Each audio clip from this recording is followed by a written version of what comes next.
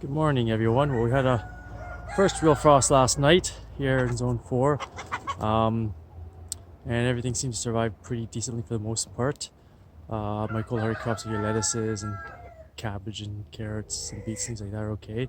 But things like your squash plants here, there's a giant pumpkin squash plant here, huge giant pumpkin growing. They got a late start. It's come nicely. Usually frost would kill these things, but I've been kind of researching on how to prevent it. And one of the ways I heard was to spray with water when there's still frost on it to melt it before the sun hits it. And that should save your plants. So I've tried that, and so far they look pretty good. I just sprayed them about 5 minutes ago before the sun's come up and got them. And so far, everything's looking like it's still good.